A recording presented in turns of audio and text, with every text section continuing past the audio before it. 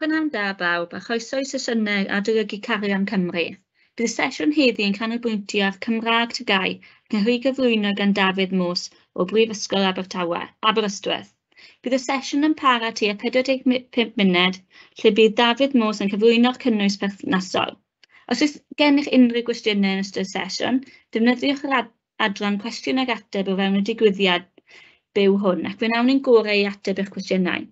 Bydd y sesiwn yn cael ei recordio a bydd y recordiad ac unrhyw adnoddau perthnasol yn cael ei rhoi ar wefan e-sgol o dan y tab Carian Cymru. Diolch yn fawr i chi, Dafydd. Draw atoch chi.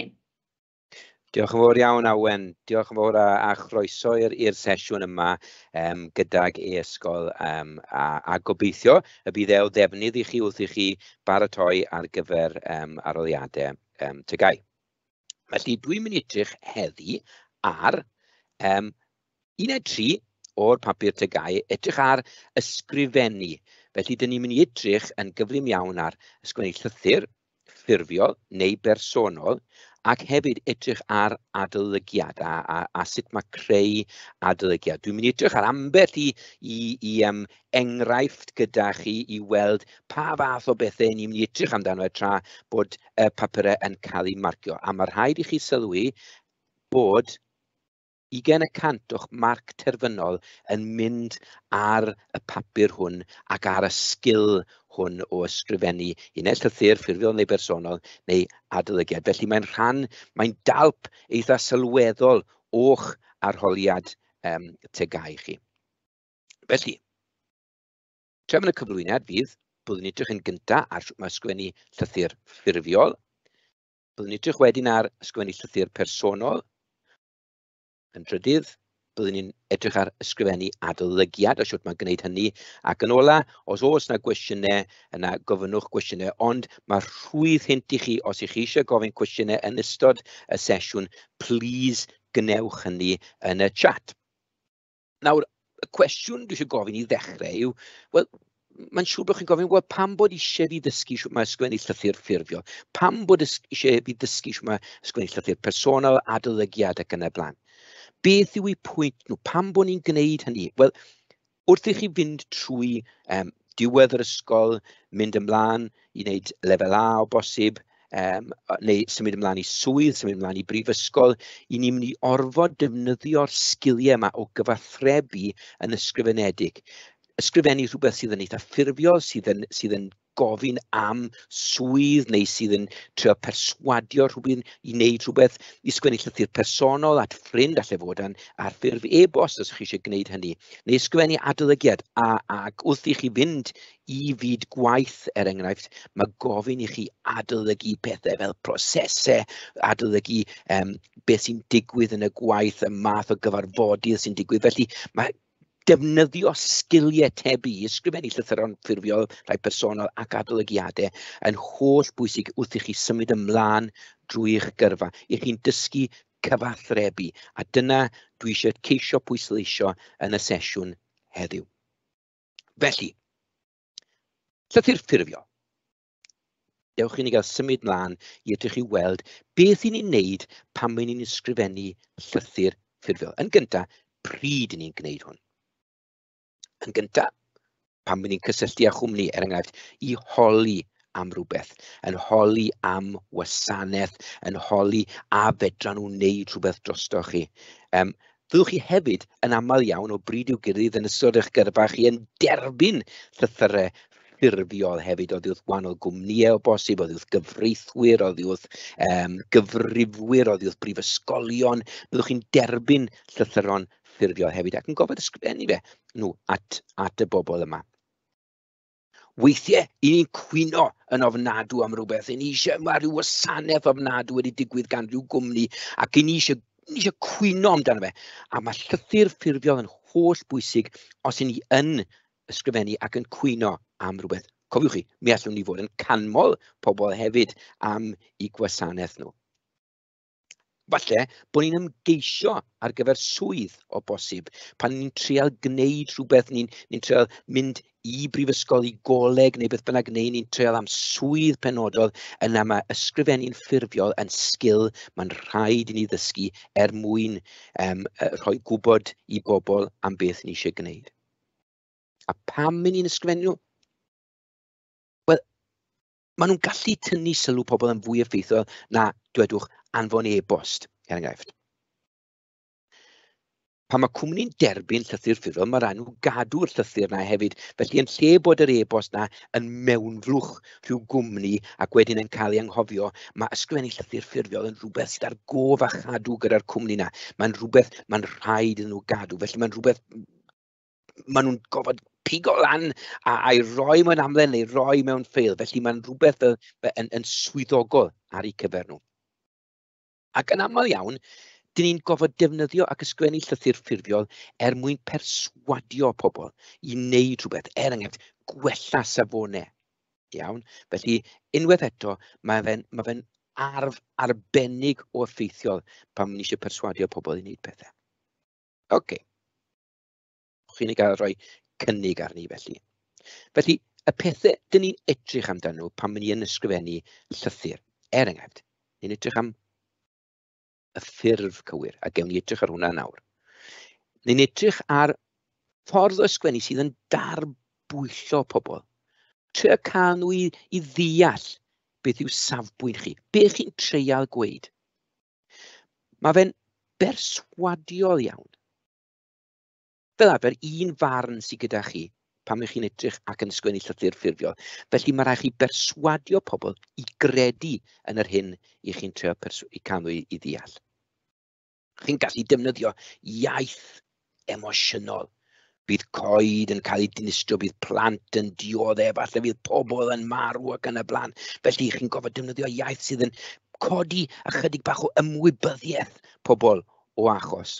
Chi'n mynd i ofod defnyddio cysyllteiriau yn aml mwyn pwysleisio, felly oherwydd ac yn y blaen. Ac yn aml iawn, byddwn ni'n defnyddio cwestiynau rhethregol. Nawr, beth yw cwestiwn rhethregol? Wy'n clywed chi'n gofyn fyna nawr. Beth yw cwestiwn rhethregol? Wel, cwestiwn rhethregol yw cwestiwn sydd yn holi rhywbeth i berson, ond wrth gwrs, wrth ysgrifennu llythyr, chi ddim yn disgwyl clywed ateb nôl yn syth. Felly, chi'n gofyn cwestiwn, chi ddim yn disgwyl ateb iddo fe yn union syth. Felly, fyddech chi'n hoffi gweld hwn a hwn yn digwydd. Beth fyddech chi'n gwneud petai chi yn y sefyllfa yma? Felly, cwestiynau rhethregol yn gwestiynau ydych chi ddim yn disgwyl ateb yn union syth amdano nhw. Felly, ni'n edrych ar enghraifft. Cyn dechrau, beth yw'r ffurfiau cywir? Siwt i ni'n ysgrifennu? Dyma lythyr o ddiwedd Thomas a Pritchard. Mae yn dyddio nôl o ryw bod i 19 mlynedd nawr. Felly, y pethau cyntaf ni'n edrych amdano fe yw bod gyda chi gyfeiriad a chod post lan ar y dop, ar ochr dde. Chi wedyn yn gofod pwysleisio bod yna ddyddiad yna. Drydydd, bod cyfeiriad a chod post y person i chi'n ysgrifennu atyn nhw. Mae'n rhaid i hwnna fod ynddo fe hefyd. Yn wahanol iawn i ysgrifennu llythyr personol, i chi'n gorfod cynnwys, neu mae'n arfer da i chi gynnwys enw y person. Os chi ddim yn gwybod enw'r person, yna chi'n edrych ar deitl swydd y person hwnnw. Felly mae Thomas yn ysgrifennu at y cynghorydd Lewis. Wedyn yn dechrau gyda anwyl, Sir neu Fadam, neu os ych chi'n gwybod enw'r person hwn, yna chi'n defnyddio enw'r person. Fel arfer gyda Mr neu Miss neu Mrs ar ei olau wedyn. Dechreuwch e bant gyda paragraff cyntaf yn esbonio'r rheswm dros ddanfon y llythyr. Nawr, mae Thomas yn ysgrifennu at y cynghorydd Lewis i sôn pa mor flin yw o weld cymaint o graffiti a cymaint o sbwriel a pa mor beryglus yw i fod yng Ngheuau Pont Canalawr yng Nghaerdydd. Felly mae'n ysgrifennu llythyr, mae'n esbonio yn y paragraff cyntaf, mewn cwpl o frawddegau, mae'n sôn pam bod e'n ysgrifennu. Yna, wrth wneud pwyntiau, mae'n nodi sawl gwaith. Mae 3 pwynt gyda fe fan hyn. Yn gyntaf, mae'n sôn am y sbwriel sydd yn y parciau. Mae'n sôn am ba mor beryglus yw e, bod mae'n gyd ddim yn lyco mynd i'r parc o gwbl. A wedyn, mae'n gofyn y cwestiwn, wel pwy sy'n mynd i dalu am unrhyw welliannau sydd gyda ni yn y parciau. Felly, mae yna 3 pwynt gyda fe, a mae'n rhoi paragraff ar gyfer pob un o'r pwyntiau yna. Mae'n bennu, mae'n gorffen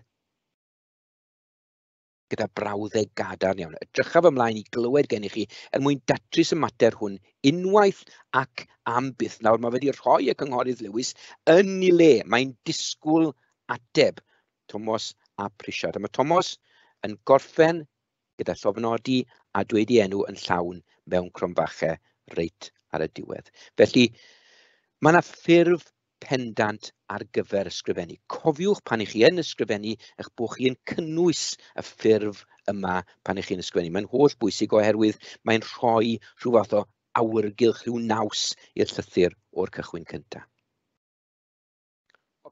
Dwi'n mynd i edrych ar achos nawr. Dwi'n mynd i edrych ar achos iechyd yng Nghymru, so yr NHS, y GIG yng Nghymru lan ar y top fyna, a maen nhw wedi ysgrifennu erthygl fan hyn. Dim yn erthygl yw e, a dweud y gwir, ychydig o ffeithiau am roi organau, a pa mor bwysig yw e i roi organau, a sicrhau bod chi'n medru roi organau ar ddiwedd eich oes chi i bobl sydd angen o'r organau yna. Felly mae'n esbonio beth yw e fyna yn y brawddeg gyntaf, yna mi allwch chi drawsblannu organau wedyn pan i chi pan bod eich oes chi wedi dod i ben, pa mor effeithiol yw trawsblaniadau fyna, a mae'r system wedi newid yng Nghymru.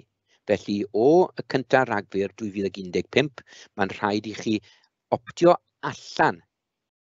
Nid optio mewn i roi organau, ond optio allan o beidio rhoi organau. Iawn? A wedyn mae'n esbonio, wel, hynny yw faint o bobl sydd wedi marw yn disgwyl trawsblaniad organ. Ac felly pa mor effeithiol yw e i roi organau a faint o bywydau mae rhoi organau a bod yn rhan o'r system yn gallu golygu yng Nghymru.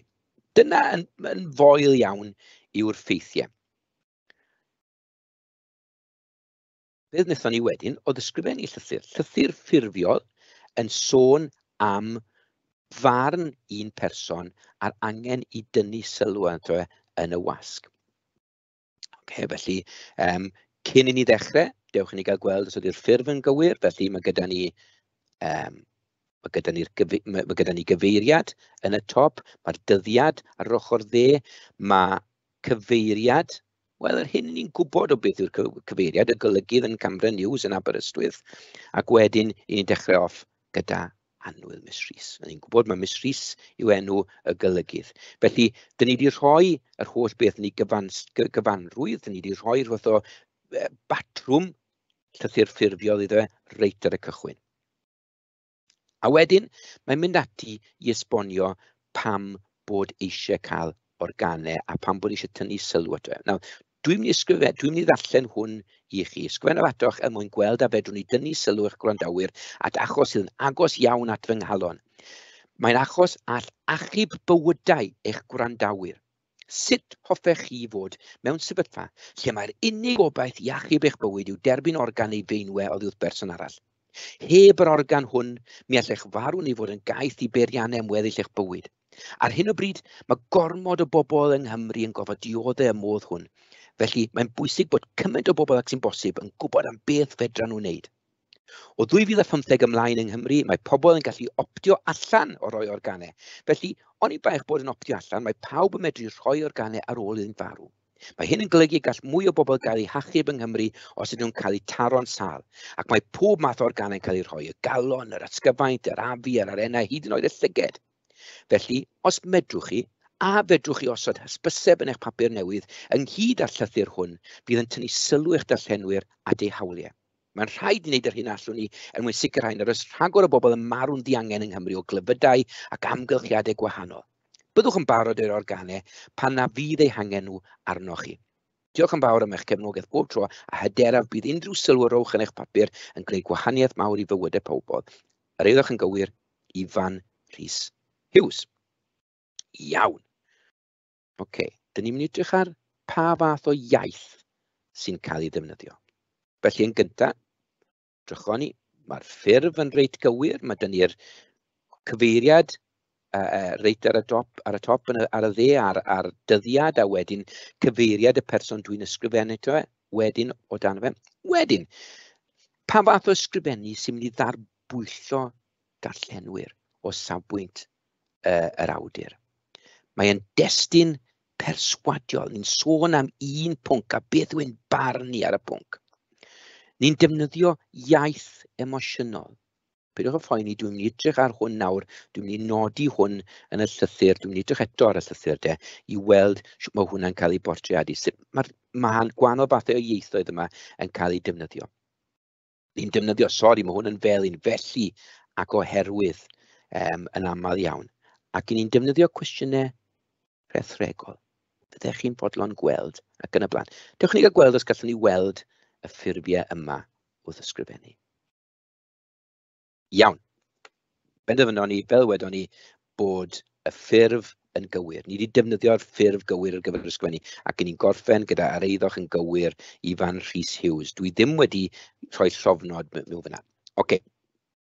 Felly, i ni'n ceisio darbwyllo pobl. Dweud nhw beth all ddigwydd pe bydden ni i gyd yn rhan o'r cynllun hwn. Mae'n achos all achub bywydau eich gwrandawyr. Okay. Fyna, mae'n rhaid i ni wneud yr hyn a allwn ni mwyn sicrhau nad oes rhagor o bobl yn marw'n ddiangen yng Nghymru o glyfydau ac amgylchiadau gwahanol. Felly, doi achos fan hyn yn dangos sut ni'n ysgrifennu mwyn darbwyllo, perswadio pobl beth yw ein safbwynt ni. Bydd unrhyw sylw rowch chi yn eich papur yn gwneud gwahaniaeth mawr i fywydau pobl. Dyna ni, dwi wedi dweud, dyna beth fydd yn digwydd. Okay. Dyn ni'n perswadio yma. Dyna beth ni'n trial dweud wrth bobl. Can nhw i feddwl, OK, os ydw i'n rhan o'r cynllun hwnna, mi fedrai achub pobl. Mi fedrai roi pethau fel y galon, yr ysgyfaint, yr arennau, hyd yn oed y llyged ac yn y blaen. Dyn ni'n defnyddio iaith eitha emosiynol. Heb yr organau hwn, heb yr organ hwn, mi allech chi farw neu fod yn gaeth i beiriannau am weddill eich bywyd. Os na unrhyw beth sydd yn fwy dramatic, eto fan hyn, byddwch yn barod i roi organau pan ni fydd i hangen nhw arnoch chi. Mae hwnna'n reit, boes bach. Dyn ni'n defnyddio cysyllteiriau. Dwi'n ymddeheurio fan hyn, felly fyna, felly fan hyn, ac mae yna felly arall fyna wedyn. Felly ni'n defnyddio hwn mwyn pentyrru syniadau un ar ôl y llall. Ac wedyn, mae yna gwestiwn rhethregol. Dwi ddim yn disgwyl yr ateb i hwn. Sut hoffech chi fod mewn sefyllfa lle mae'r unig obaith i achub eich bywyd yw derbyn organ neu fewnwe oddi wrth berson arall. Dwi ddim yn disgwyl y person ymateb straight away i fi. Beth sy'n digwydd yw dwi'n gofyn y cwestiwn mwyn hela nhw i feddwl. Felly dyna'r enghraifft gyntaf. Gen i enghraifft arall. Felly, chydig o wybodaeth mae hwn yn dod oddi wrth golwg 360 ar y top, a hanes neu sôn am ddeddf hela yw ac yn ôl yn 2013, mi fydd pobl yn ystyried cael gwared ar ddeddf oedd yn atal pobl rhag hela llwynogod, hela ceirw, hela sgwarnogod. Ond beth oedd yr erthygl yma'n dangos oedd bod y deddf hela yn boblogaidd. Bod pobl eisiau cael y ddeddf oherwydd o'n nhw ddim yn cytuno gyda hela llwynogod.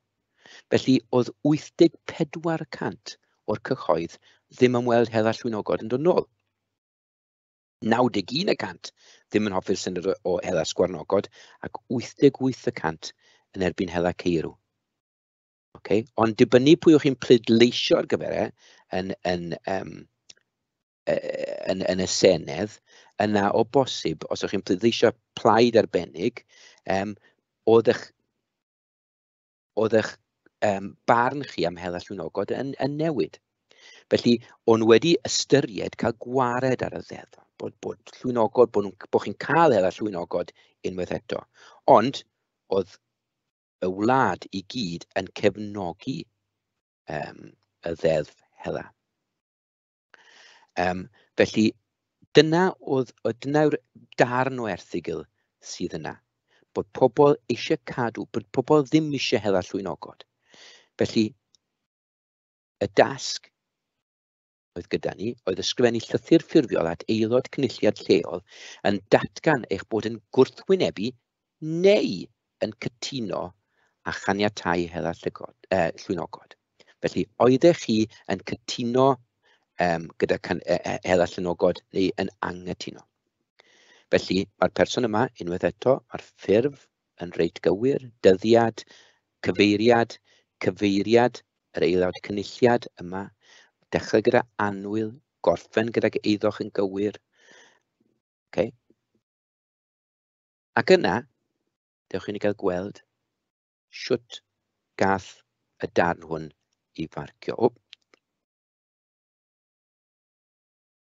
Wrth ysgrifennu, yn gyntaf, dyn ni'n gofyn ac dyn ni'n datgan yn barn o'r dechrau. Hoffwn i dynnu'ch sylw at y posibilrwydd y gall hela llwynogod ddod yn gyfreithlon unwaith eto, a'n bod ni fel cymuned wledig yn gwrthwynebu. Felly, dyn ni ddim yn cytuno gyda fe fel bod hela llwynogod yn gallu dod nôl. Cwestiwn rhethregol. Sut hoffech chi gael eich hela dros filltiroedd o dir gan haid o gŵn a phobl ar geffylau ac yna gael eich tynnu'n ddarnau unwaith i chi gael eich darn. Hwnna'n yn frawddeg dramatig ac yn gwestiwn rhethregol. Gobeithio bydde Miss Jones yn gwrando arno fe. Iawn. Dan y ddiweddar dyma oedd yn digwydd i Llwynogod ar hyd y lled Prydain, gyda phobl yn ymuno yn yr hwyl, eto drama mawr yn ymuno yn yr hwyl o ddifa un llwynog, fi'n dweud llygod drwy amser, sport yn unig oedd e, ac nid ateb i broblem yng nghefn gwlad. Dwi'n gwybod, dwi'n trio darbwyllo pobl, dwi'n trio cael nhw i feddwl, chi'n gwybod beth yw fy marn i o'r cychwyn. Mae yna fater arall. Yma, yn oes fy nghyn-deidiau nawr, dwi'n portread i cyfnod oedd wedi bod. Oedd e'n rhan o draddodiad, ond erbyn heddi, beth yw e?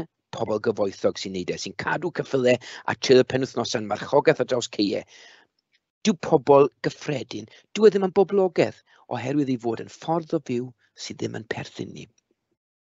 Dwi'n defnyddio chydig bach o wybodaeth fan hyn, mae arolygon barn yn dangos.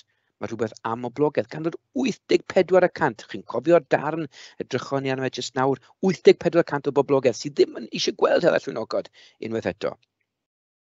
Serch hynny, pwy sydd nawr dwi'n dod â rhywbeth hollol newydd mewn. Mae rhai pobl eisiau gweld hela llwynogod, allai ddim deall, felly fedrai ddim deall pam na sut mae pobl fel hyn yn gweld bod angen gwneud. Efallai, dwi'n gofyn cwestiwn unwaith eto, efallai nad ydyn nhw'n deall beth yw byw yng nghefn gwlad. Pwy a wyr? Okay. Felly dwi'n gofyn cwpl o gwestiynau, dwi'n defnyddio iaith eitha dramatig, dwi'n defnyddio cysylltiedig, ond erbyn heddiw, dwi'n trio gwneud pwyntiau drwy'r adeg, a dwi'n gorffen yn eitha cwrtais. Diolch yn fawr i chi am eich ymynedd a'ch cefnogaeth, a gobeithiaf y medrwch chi gynorthwyo drwy godi'r pwnc yn y cynulliad. Felly, mae'r holl wybodaeth a dwi'n cadw ffurf yn eitha cywir fyna wrth ysgrifennu llythyr ffurfiol. Oce. Beth am eich tro chi? Felly, bydd y sesiwn yma wedi recordio, felly os chi'n defnyddio fe yn yr ysgol, mae cyfle i chi ddarllen nawr darn, unwaith eto o golwg 360, dwi'n defnyddio tipyn o golwg 360, ond sôn fan hyn mae e am fachgen enw Amir Davies Rana, sy'n gweithio ar raglen Hansh, welwch chi o fyna, a siwt mae fe'n hybu'r Gymraeg ledled y wlad. Yna'r cwestiwn, y teitl dwi wedi rhoi iddo yw miliwn o siaradwyr Cymraeg syml. Fel i chi'n gwybod gobeithio, maen nhw'n bwriadu cael miliwn o siaradwyr Cymraeg erbyn 2050. Ond mae Amir yn credu bod 2050, wel, mae hwnna'n joc. Mae hwnna'n hawdd iawn, a dwi ddim digon uchelgeisiol. Mae tua 800,000 o siaradwyr Cymraeg gyda ni ar hyn o bryd, dwi ddim bell i ffwrdd. Felly, fel mae fe'n dweud fan hyn, mae'n swnio fel bod Llywodraeth Cymru fan hyn eisiau chilo a gadael ei fynd, ond na, medde fi. Okay? Felly, beth mae Amir wedi bod yn gwneud yw ymweld ag ysgolion ac yn sôn am sut mae datblygu'r Gymraeg ac achub y Gymraeg. A mae'n gwneud cyflwyniadau. Mae'n dod o gwmpas ysgolion ac yn gwneud cyflwyniadau ar bwysigrwydd yr iaith Gymraeg. Mae'n dysgu sut o blogio a gwneud yr iaith yn cool. Okay. Felly, dim cyflwyniadau stereotypical gyda hen bobl yn dod rownd a sôn am hanes a diwylliant. Dim hwnna'n nonsens, medda fe. Mae eisiau bod yn cool, mae eisiau defnyddio ffeithiau difyr a fideos mwyn hyrwyddo'r Gymraeg. Felly, yn fras iawn, dyna beth yw'r erthygl a beth mae Amir yn ceisio gwneud. Eich gwaith chi yw ysgrifennu llythyr ffurfiol at eich pennaeth ysgol yn gofyn iddyn nhw ddefnyddio enghraifft Amir Davies Rana o hyrwyddo'r Gymraeg a chreu miliwn o siaradwyr. Dydych chi geisio darbwyllo, cofiwch y gair na, darbwyllo, perswadio'r pennaeth o beth allwch chi wneud i greu'r miliwn o siaradwyr. Odych chi'n mynd i gael Amir Davies Rana mewn i'r ysgol i hyrwyddo. Felly eich gwaith chi yw ysgrifennu llythyr ffurfiol at eich pennaeth yn ceisio darbwyllo fe neu hi i wneud mwy o bethau i hyrwyddo'r Gymraeg. A sut ych chi'n mynd i gyrraedd y miliwn o siaradwyr yna. Reit. Os nag oes cwestiynau, symudwn ni ymlaen i edrych ar llythyr personol. Felly pam, a dwi'n gofyn y cwestiwn eto, pam i ni'n ysgrifennu llythyr anffurfiol? Yn ddigon syml, mwyn cyfathrebu â ffrind, cydweithiwr, cyddisgybl, mwyn gwybod am hanes rhywun, neu sôn am eich hanes chi wrth eich ffrind, mwyn trafod rhywbeth cyfrinachol. Dim rhaid bod yn rhywbeth i chi wedi mwynhau, gwneud beth am rhywbeth i chi eisiau trafod. Felly mae'n ffordd o siarad gyda ffrind a gwneud hwnna yn eitha anffurfiol. Felly, enghraifft. Dyma enghraifft oddi wrth Elan. Dyn ni gweld Elan, sori, dwi'n mynd i newid lliw yr highlighter fan hyn, achos bod e'n felyn. Felly, llythyr oedd Elan at Siwan. Edrychai nawr yn gloi iawn gyda bocsys i weld beth ych chi'n gwneud wrth ysgrifennu llythyr personol at rhywun. Felly, mae'r dyddiad ar ochr dde, y welwch chi o fyna. Ni'n dechrau gyda annwyl. Bydde rhai pobl yn dweud, wel, os ydy yna'n anffurfiol, beth am ddechrau gyda siwmai? Byswn ni wastad yn dechrau gyda annwyl mwyn bod e'n braf iawn i ddarllen. Mae rhywbeth neis iawn am y gair annwyl, dwi'n meddwl, ynddo se. Paragraff cyntaf yn meddwl am y darllenydd, siwr wyt ti, siwr mae pethau'n mynd, gobeithio dy fod yn iawn ac yn y blaen. Paragraff newydd ar gyfer pob pwynt. Newn ni edrych ar hwnna nawr pan ddewn ni rownd i ddarllen ac edrych a darllen y llythyr yn fwy manwl. Cyfeiriad y chod post ar yr ochr dde. Yna. Brawddeg dda i gloi. Wel, gobeithio gwneud i ateb y llythyr yn fuan yn gloi. Sgwennu enw cyntaf yn unig ar ddiwedd y llythyr. Felly, os dim angen i chi wedi Elan Jones neu Elan Rhys neu beth bynnag, jyst ysgrifennu enw. Achos ni'n ffrindiau, mae Siwan ac Elan yn nabod i gilydd yn dda. Mae Siwan gyda llaw wedi gadael i fynd lawr i'r de, a wedyn mae wedi mynd i Abertawe oherwydd bod gwaith i thad yn symud lawr fyna. Ac felly mae Elan ysgrifennu i weld siwt mae yn ei lle newydd. Mae wedi symud o Landysul. Felly, dyn ni'n defnyddio pan ni'n ysgrifennu llythyr personol. Dyn ni'n defnyddio'r gair dwi yn lle'r y dwi o bosib. Ni'n defnyddio ti Wrth gwrs, fel yn y Gymraeg, ni'n defnyddio chi pan ni'n siarad â rhywun, dyn ni ddim yn nabod cystal neu bobl hŷn o bosib, ond gyda ffrind, ni'n defnyddio gair ti. Ni'n defnyddio gaeth fywiog, byrlymus, berfe, pwerus ac ansoddeiriau, ni'n defnyddio cysyllteiriau, anffurfiol, eitha anffurfiol, wedyn on, to waith ac yn y blaen, a defnyddio'r gair siwmai, main, yn lle fori, cermlaen, sdim, does dim ac yn y blaen.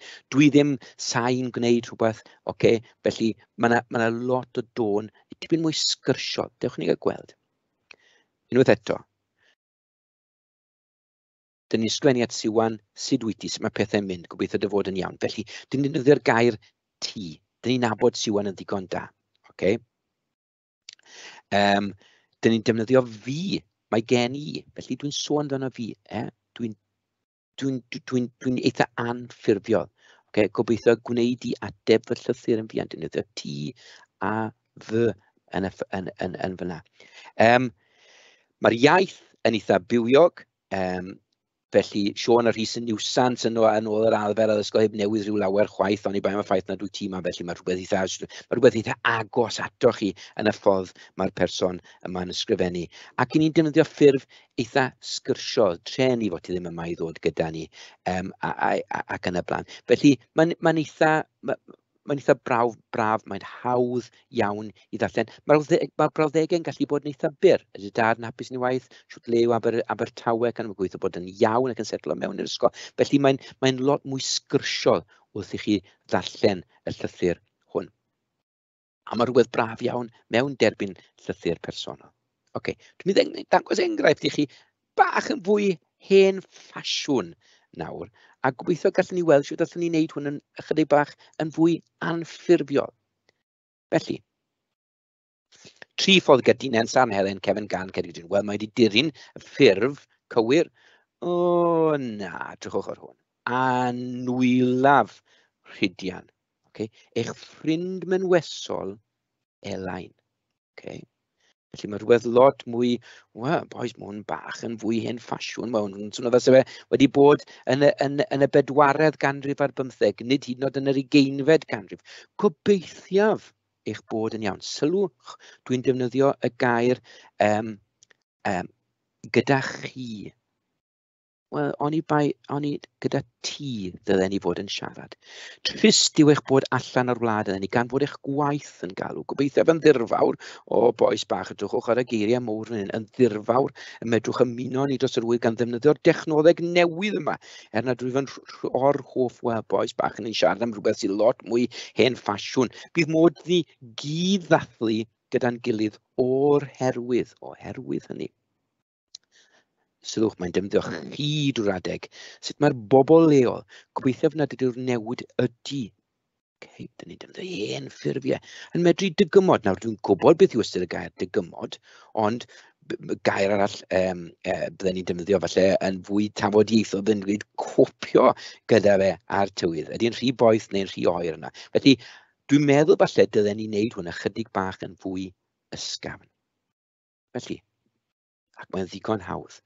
Rhywbeth mwy personol. Dyn ni'n cadw at y ffurf cywir, ond dyn ni'n dweud anwyl yn lle anwylaf. Gobeithio dy fod yn iawn. A sylwch, dwi'n defnyddio ti, amdana ti eleni. Dwi yn gwneud hwn, felly dwi'n cadw pethau'n lot mwy anffurfiol.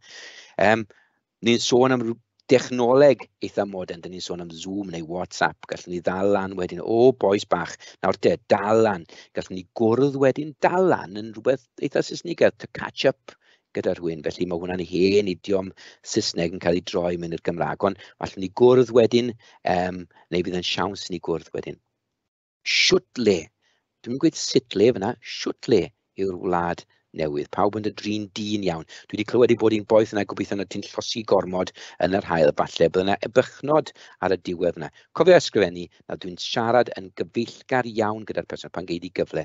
Edrych man. Yn lle dwi'n dweud dwi'n edrych man, sa'ch chi'n siarad ac yn dweud hwn ar lafar, byddwch chi'n dweud dwi'n edrych man neu edrych man cael clywed dy hanes. Felly dwi'n gwneud e lot mwy ysgafn.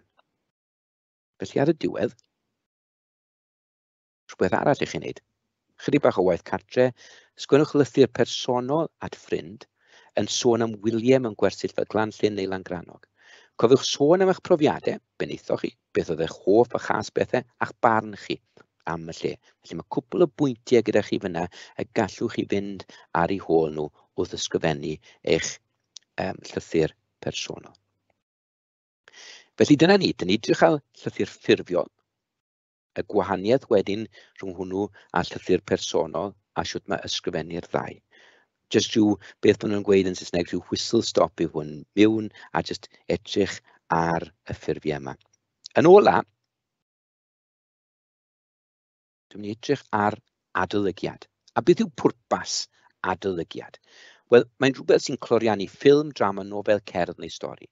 Mae'n dangos beth yw'ch barn chi am y ffilm, y ddrama ac yn y blaen. Chi'n ysgrifennu'r adolygiad yn gofio pwy yw eich cynulleidfa, pwy sy'n mynd i ddarllen yr adolygiad hwn. Ac mae rhaid chi fod yn drefnus wrth ysgrifennu. Chi'n defnyddio paragraffau mwyn symud a defnyddio a chreu adolygiad effeithiol. Felly, cofiwch pan ych chi'n ysgrifennu, mae yna ffordd a mae yna batrwm ydych chi'n gallu defnyddio i ysgrifennu yr adolygiad hwnnw. Dwi'n mynd i edrych ar adolygiad gath ei ysgrifennu mewn cylchgran rhwng gwaleds.com o nofel Manon Steffan Ross Blasi. Gath ei ysgrifennu nôl yn 2013. Nawr, beth o'r person ma wedi wneud i mwy na lai yw dyma batrwm y gallech chi fod yn defnyddio wrth ysgrifennu adolygiad. Yn gyntaf, mae wedi defnyddio'r paragraff cyntaf i esbonio pwy, ble, pryd, beth, pam, beth yw mwy na lai holl bwynt y nofel hwn.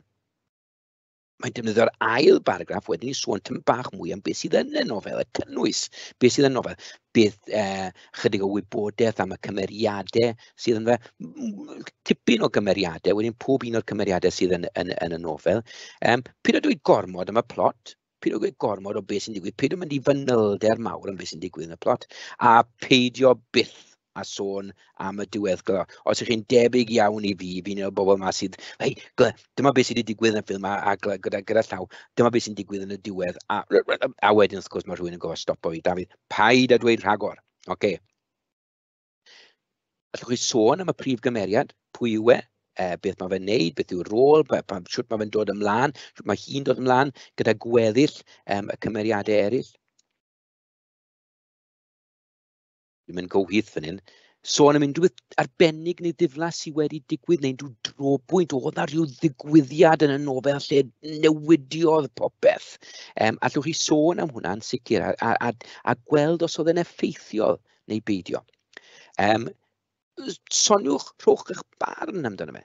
Beth yw'ch chi'n feddwl am y nofel ddarllenoch chi, neu beth o'ch chi'n meddwl am y ffilm ddarllenoch chi, neu beth o'ch chi'n meddwl am y gerdd ddarllenoch chi ac yn y blaen. Okay? Ac yn ola, be byddech chi'n dweud wrth bobl sydd eisiau darllen y nofel? Fyddech chi'n annog nhw i ddarllen y nofel, i weld y ffilm, i wrando ar y blog, neu i wrando ar y sgwrs yma. Rhyw baragraff clo, jyst i roi rhywbeth a'ch barn reit ar y diwedd. Felly mae hwn yn reit yn hir, a beth na i gyda hwn yw rhoi cyfle i chi jyst i ddarllen o yn eich amser eich hunan, ond i bob pwrpas, dyn ni'n gallu gweld rhyw agoriad ar y cychwyn, chydig, wel, tipyn o sôn am hanes y cymeriadau wedyn wrth fynd trwodd. Mae'n hanes Peggy a Jonathan yna. Felly mae rhyw fath o syniad i chi o beth yw hint a helynt y nofel. Ar y diwedd, mae Janet Roberts yn rhoi rhywbeth o syniad i chi o beth oedd ei barn hi am y nofel. I ni'n cael rhywbeth o adolygiad, a byddwn ni byth yn darllen nhw. Ac yn sicr, ar y diwedd, cefais flas anghyffredin ar ddarllen hon, mwynhewch. Felly mae'n rhoi rhywbeth o syniad i chi o, do, mi nath i fwynhau e. Okay. Felly cyfle i chi ddarllen hwnna, ac os gewch chi gyfle i ddarllen Blasi wedyn gan Manon Steffan Ross, mae'n siŵr bydde fe'n werth edrych ar yr adolygiad hwn. Mae'n helpu chi benderfynu, ydych chi'n mynd i ddarllen y nofel neu beidio. Mae gweld adolygiad yn ffordd o benderfynu. Cofiwch, dyn ni gyd ddim yn cytuno ar beth ar nofelau, a'r ffilmiau, oedden ni'n hoffi nhw'n ei beidio. Dyma un sgwennes I am beth ni wedi bod yn gwylio yn ddiweddar. Felly dwi wedi trio cadw fe, mae'n gyfres sydd ar y teledu ar un o'r sianeli yma. Ni'n sôn am y cyflwyniad, ni'n sôn am y cynnwys, beth sydd ynddo fe, pa fath o gymeriadau sy'n y ffilm.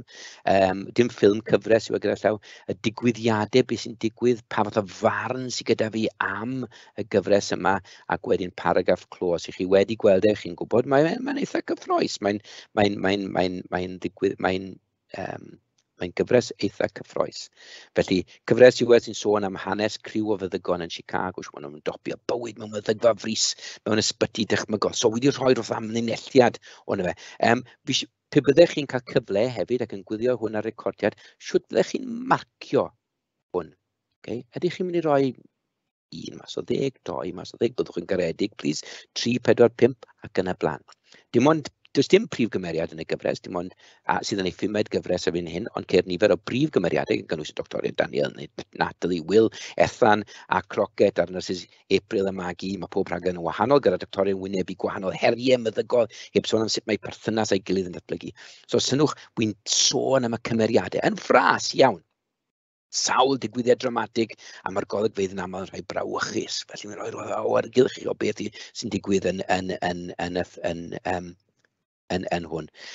Ond yn ogystal â'r digwyddiadau meddygol, mae sawl carwriaeth, mae hwn yn digwydd yn swnio bach yn fwy diddorol nawr yn datblygu rhwng y doctoriaid a'r nyrsys, ac mae'r rhain aml, yr un modd dirdynol, so mae'r un mor dramatig a thrawiad calon neu ddamwen yn y med. Boes bach, mae'n codi bach o archwaith fi watcho hwn nawr.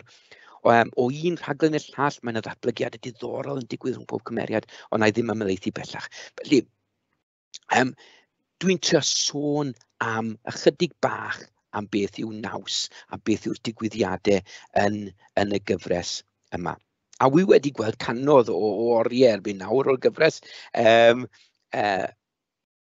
ond dwi'n teimlo ychydig bach yn gallu cael roedd o farn a diwedd. Dwi'n teimlo hefyd fy mod wedi blino erbyn hyn ar y gyfres. Ond os ych chi wedi diflasu ar gyfresu Megis Holby City a Casualty, mynnwch gopi o Chicago Med. Felly dwi'n rhoi roedd ychydig o farn ar y diwedd. Felly sôn yn fras ar y dechrau am beth yw'r ddrama, yw'r ffilm, yw'r nofel ac yn y blaen. Soniwch chydig bach am gymeriadau sydd yn y ddrama, y ffilm neu'r nofel, ac yna ar y diwedd rhowch farn, a ydych chi'n argymell bod person yn watcho fe, yn darllen y gerdd, yn darllen y nofel ac yn y blaen. Beth yw eich barn chi? Fyddech chi'n argymell bod nhw'n gwylio fe? Felly, dwi wedi brysio dros yr adolygiad a phwrpas a pa fath o bethau sy'n digwydd mewn adolygiad. Ond gobeithio bod e'n rhoi rhywbeth o syniad i chi o'r math o beth. Gyda llaw fyddwn ni'n falch iawn o glywed pa fath o farc fyddech chi'n rhoi i adolygiad o'r fath. Felly, chydig bach o waith cartre, reit ar y diwedd hefyd. Tro chi. Sgwennwch adolygiad o ddrama, rhywbeth i ymarfer, adolygiad o ddrama, ffilm, nofel o'ch dewis chi, gan geisio cadw at y disgrifiad o baragraffau a welsoch yn y sleidiau gynt. Dechrau trwy sôn am pa fath o beth yw y ddrama, sôn am y cymeriadau, sôn am unrhyw fath o drobwyntiau, digwyddiadau penodol sy'n digwydd, trobwyntiau wedyn, mewn pedwerydd paragraff sy'n digwydd yn y ddrama, yn y ffilm, yn y nofel. Yn ola, beth yw eich barn chi? Siwt fyddech chi, oedd e'n dda? Sboniwch, os ych chi'n meddwl bod rhywbeth yn dda, sboniwch pam ych chi'n meddwl bod e'n dda. Be sy'n gwneud yn arbennig? Be sy'n gwneud yn wael? Wrth gwrs, os ych chi'n teimlo bod rhywbeth ddim cystal hynny, gnewch yn siŵr bod chi'n esbonio pam hefyd. Ac ar y diwedd, ydych chi'n argymell y nofel? Ydych chi'n argymell y ffilm? Ydych chi'n argymell y ddrama i rywun sy'n gwylio fe o'r dechrau? Felly, mi na i dewi, mi na i fod yn dawel nawr. Diolch yn fawr iawn i chi. Cofiwch os ych chi eisiau gofyn cwestiynau, please gnewch hynny, mae modd i chi wneud unwaith eto ar y chat. Ond Treuwch defnyddio, treuwch wneud y llythyr ffurfiol, treuwch wneud y llythyr personol, treuwch wneud adolygiad fel rhan o'ch ymarfer chi ar gyfer eich arholiad. Na i orffen drwy ddweud pob hwyl i chi, pob lwc i chi, wrth i chi fynd symud ymlaen i wneud eich arholiad. Mwynhewch y profiad hefyd. Felly diolch yn fawr iawn i chi a diolch yn fawr iawn Awen. Iawn, diolch yn fawr iawn i chi Dewi. Gobeithio bod sesiwn heddi wedi bod yn ddefnyddiol i chi. Dyna'r ddiwedd y sesiynau Cymraeg TGAU am y tymor hwn. Pob lwc i bawb sy'n sefyll arholiadau TGAU mis nesaf, a chofiwch y bydd sesiynau adolygu carian yn ôl y tymor nesaf, felly cadwch lygad ar wefan e-sgol i gael rhagor o wybodaeth am hynny. Hwyl fawr.